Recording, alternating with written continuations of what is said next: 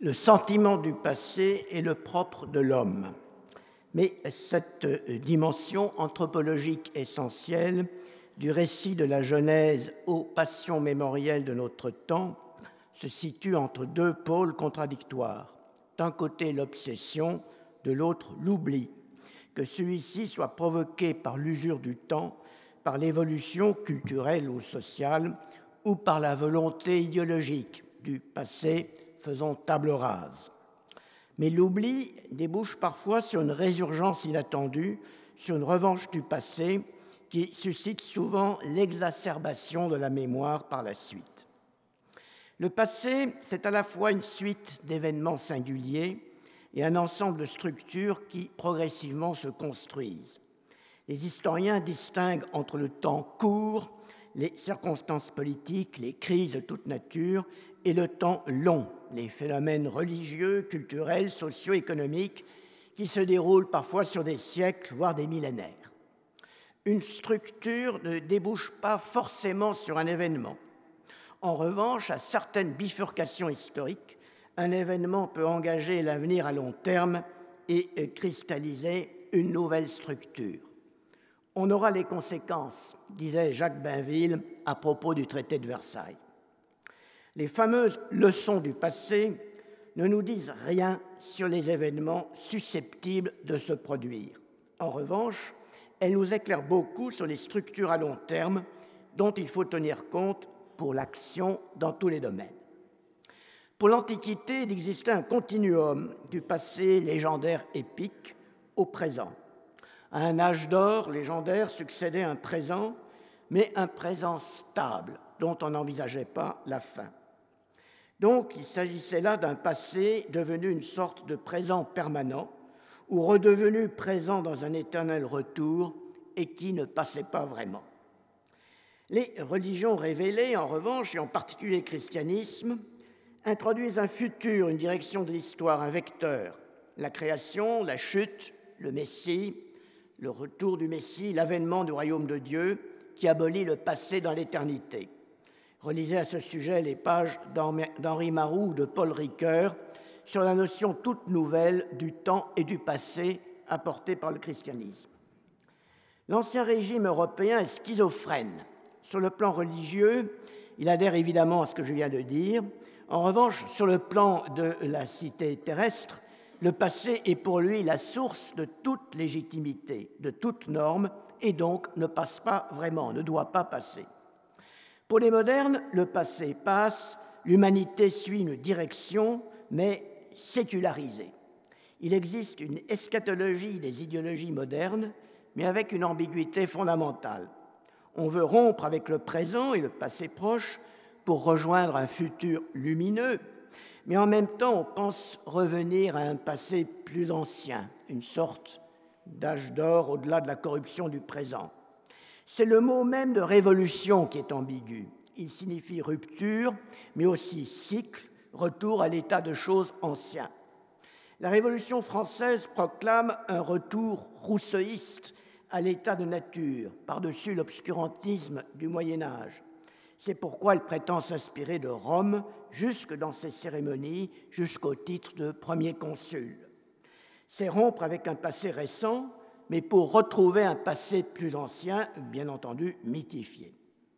Pour Engels, la société primitive était communiste, avec possession collective des terres. La lutte des classes n'avait, selon lui, commencé qu'après sa dissolution. La société sans classe du futur, c'était donc aussi un retour à l'âge d'or. Selon la dialectique hegelienne, ou celle d'Auguste Comte, ou celle de Marx, l'humanité passe par des âges successifs. Mais chaque fois, le passé est repris et transformé. Il ne passe pas vraiment. Dans la même veine, et en conséquence, on trouve l'historicisme, courant intellectuel fondamental au XIXe siècle. Tout le présent s'explique par tout le passé. Si les XVIIIe et XIXe siècles ont inventé l'histoire scientifique dans ce contexte philosophique, ce n'est pas par hasard. Finalement, le passé ne passe pas si facilement que ça, même pour des révolutionnaires. Car le passé est rusé. Tocqueville, dans l'Ancien Régime et la Révolution, note la persistance de structures essentielles de la France monarchique au-delà des circonstances politiques et au-delà du discours. Il note même la réalisation par la Révolution et l'Empire de ce qui n'avait pas été achevé par la monarchie, comme la centralisation du pays. Et de fait, Napoléon reprit de nombreuses institutions monarchiques sous un nouveau nom. Quant à la Restauration, elle se garda bien de toucher au préfet ou au Code civil, qui lui-même reprenait en grande partie et codifiait les avancées juridiques du XVIIIe siècle. Quant à notre système fiscal, il manifeste une profonde et tranquille continuité depuis le XVIIIe siècle. Marc Bloch disait que pour comprendre la France, il fallait vibrer aussi bien au récit du Sacre de Reims qu'à celui de la fête de la Fédération. Le passé était pour lui repris dans le présent avec une signification nouvelle grâce à une continuité fondamentale malgré les révolutions. Le discours proclame souvent la Révolution française comme une rupture radicale et proclame la naissance d'un pays nouveau en 1789. Comme souvent chez nous, la réalité est plus complexe. Problématiques similaires avaient été bien étudiées pour le cas passionnant de l'Union soviétique, prise entre le passé russe et le présent soviétique, d'une façon qui n'était pas toujours facile de décrypter. Cette problématique est aussi une clé d'explication pour la Chine actuelle. Elle est aujourd'hui un enjeu essentiel pour ce pays, comme d'ailleurs pour la Russie. Dans les deux cas, le passé est-il définitivement passé ? La Russie avec Lénine et la Chine avec Mao ont-elles changé d'univers ? Même la Russie post-communiste n'est pas une restauration de la Russie d'avant 1917. On peut se demander si la chaîne des temps n'a pas été rompue. Les Russes du passé ne réussissent pas toujours. En effet, le passé est parfois dépassé. Il vient un moment où le changement a été trop profond. Il ne peut pas survivre ou réapparaître. L'Égypte des pharaons, le Moyen-Orient chrétien d'avant l'islamisation, sont des régions où le passé n'a pas seulement été dépassé, il a été éradiqué et purement et simplement oublié, sauf par des minorités ethniques ou religieuses, ou par les archéologues, bien sûr. Cependant, les hommes, à travers les civilisations, ont toujours fait la distinction entre le passé, même légendaire, et le présent. Le vrai problème me paraît être le rapport du présent au futur. Là, les conceptions sont très différentes. Prévoit-on continuité et permanence ? Prévoit-on une évolution ou la rupture ? Pour préparer l'avenir, faut-il rompre avec le passé ou s'appuyer sur lui ? Réagira-t-on comme les lettrés romains désespérés lors de la chute de l'Empire d'Occident ou comme l'Église toujours prête à passer aux barbares ? Ou réagira-t-on comme nos contemporains, que je qualifierais ici de schumpeteriens, disposés qu'ils sont à voir la reconstruction dans la destruction elle-même ? C'est la question politique, sociale, culturelle essentielle. Mais une vraie compréhension du passé n'exige-t-elle pas un point de vue sur l'avenir, au moins la capacité de comprendre que celui-ci sera de toute façon différent et ne sera pas un retour en arrière ? Ces questions nous orientent vers le paradoxe du passé. Le passé est passé, par définition, il ne reviendra pas, il est achevé. En même temps, c'est bien que le passé ne disparaît pas. Ses conséquences demeurent, ses traces se voient, des monuments aux traditions culturelles, nationales, familiales.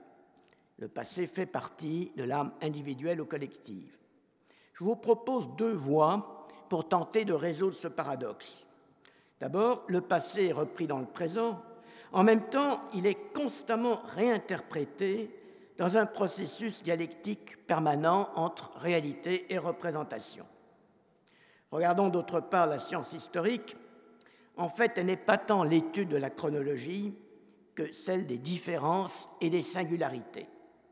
Prenons Hérodote. Certes, il a fondé le récit historique, mais il a fait bien plus. Il a étudié les différentes coutumes, ou comme on dirait aujourd'hui, les différentes cultures des peuples entrés en contact avec les Grecs et les Perses. Et il en retrace chaque fois l'histoire singulière.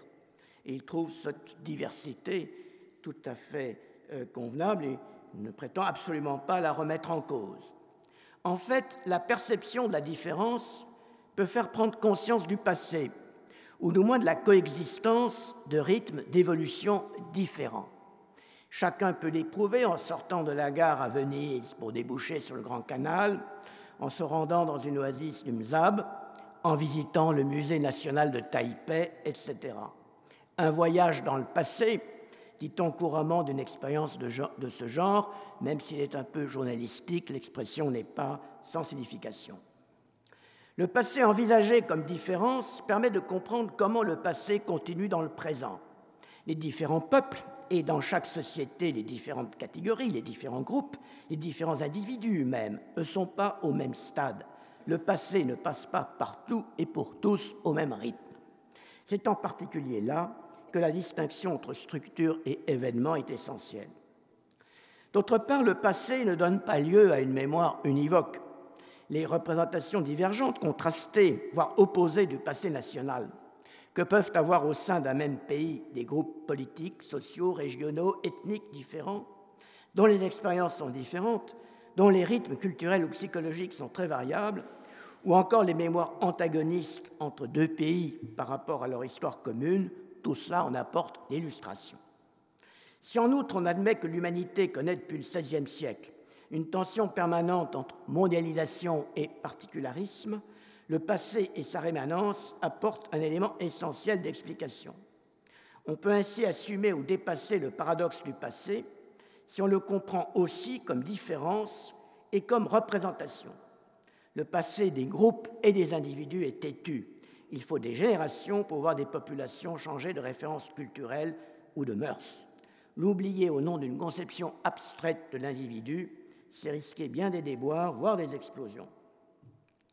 Car une autre façon aussi d'échapper au paradoxe et au poids du passé, c'est de l'oublier ou de s'en libérer ou de s'en débarrasser. Or, la référence au passé, tout au moins comme facteur d'explication et d'orientation, est en net recul, me semble-t-il, dans le discours politique, dans les médias, dans les programmes d'enseignement, encore plus peut-être dans les autres pays occidentaux qu'en France d'ailleurs. Notre société occidentale n'innove-t-elle pas dans ce domaine? Est-ce à cause d'un refus de principe de toutes les déterminations et de la volonté de s'en libérer? Est-ce à cause du recul des grandes idéologies eschatologiques du XIXe, dont j'ai souligné le rapport étroit qu'elles entretenaient avec l'histoire? Mais justement, les sciences historiques aussi évoluent. L'histoire universitaire actuelle tend à se dissoudre dans l'ensemble des sciences sociales. Ou alors elle étudie le passé non plus comme une réalité, comme un facteur objectif d'explication du présent, mais avant tout du point de vue des représentations subjectives que s'en font nos contemporains. C'est la société actuelle qui devient en fait l'objet de la recherche des nouvelles sciences sociales, ce qui est une autre façon, sinon d'oublier, du moins de relativiser le passé. Cependant, l'oblitération du passé ne risque-t-elle pas de conduire à une perte de repères, à une dégradation de la culture, de la vie civique, à l'absence de projet collectif, à une politique de pure gestion? Vous allez me dire que les Français se passionnent pour les journées du patrimoine, pour les émissions historiques, etc., et malgré l'évolution de fond que je viens de souligner. Il y a à cela trois explications possibles qui, à mon avis, peuvent d'ailleurs très bien coexister. Après tout, nombre de nos concitoyens ont sans doute une vision équilibrée, cultivée, sans problème particulier, des liens entre leur passé, leur présent, leur avenir. Cependant, les Français éprouvent peut-être aussi bien le besoin confus de renouer avec leurs racines, de retrouver des repères, en particulier dans une période de bouleversement des horizons, provoquée par la construction européenne, par l'immigration, par la mondialisation. Dans ce cas, les Français se tourneraient vers le passé pour reprendre pied dans le présent. Ou alors, troisième hypothèse, à mon sens plus inquiétante, leur curiosité pour l'histoire qui est manifeste se détacherait-elle de la notion d'un récit collectif et d'une réelle causalité historique? Leur besoin de passé subsiste-t-il, mais sous la forme d'un sentiment vague, d'une effusion, d'une recherche de la proximité ou d'une sorte de folklore? Devient-il alors ce passé un objet de consommation, comme d'autres formes de consommation culturelle? Mais le passé se venge, il ne se laisse pas oublier. Ainsi, les peuples des Balkans ou d'Europe centrale au XIXe siècle passaient brutalement de l'oubli de leur passé à une véritable obsession historique. Quant au Moyen-Orient, nous en donne aujourd'hui de nombreux exemples. Ainsi, la France des années 40-44, un temps sinon occulté, du moins aseptisé, qui fit brutalement irruption dans la conscience nationale à partir des années 70. Cette réalité d'expérience induit deux modes de réaction. D'abord, ces retours en force contribuent au phénomène de reconstruction du passé, de recomposition, d'appropriation. On reconstruit le passé en fonction de sa vision du présent et de son projet pour l'avenir. Car tout est construction chez l'homme. Le passé est donc constamment réinterprété, reconstruit. Cela vaut au niveau individuel comme au niveau collectif. Le discours politique repose sur une analyse du présent, un projet pour l'avenir, mais aussi sur une vision reconstruite du passé, tantôt sciemment, tantôt par un processus complexe de triage, de mémoire sélective, de réinterprétation. Lavis, dans sa monumentale Histoire de France, fait magnifiquement œuvre d'historien, mais en même temps il construit un socle de conscience historique nationale pour la Troisième République. Mais parfois aussi le passé occulté se venge et revient jusqu'à l'obsession. Ce fut la génération des années 60 en Allemagne, à propos de la période nazie, quand les enfants demandèrent à leurs parents quelle avait été leur attitude sous Hitler. Ce furent les réactions en France à propos de Vichy dans les années 70 et depuis. C'est la Yougoslavie d'après Tito, c'est la mémoire retrouvée des divers génocides en Europe et ailleurs. Ce phénomène est tout à fait compréhensible étant donné l'importance du passé pour l'âme humaine. Les peuples comme les individus ont droit à leur mémoire. En même temps, des excès ou des dangers sont possibles. Il n'est pas souhaitable, ni pour les personnes, ni pour les sociétés, de vivre dans le passé de façon obsessionnelle. Cela pose en particulier le problème des lois mémorielles qui se sont multipliées dans tout l'Occident depuis les années 70. Elles relèvent des autorités et des pouvoirs politiques. On peut comprendre les motivations de leurs auteurs. Les historiens, même s'ils n'aiment guère la régulation de la pensée, ne sont pas fondés à s'opposer à ces lois au nom d'un quelconque corporatisme, car ils ne sont pas propriétaires du passé. Mais en revanche, les historiens ont le devoir de réaffirmer que ces lois ne doivent pas nuire à leur liberté de recherche et d'expression.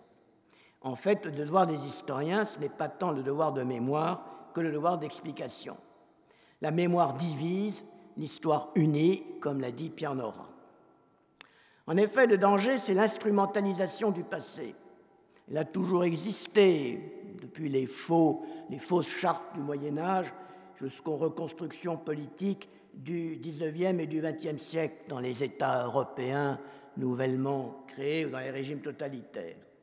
Ce risque d'instrumentalisation est aggravé aujourd'hui par le développement de la judiciarisation de la vie politique et aussi du passé au niveau national et même au niveau international.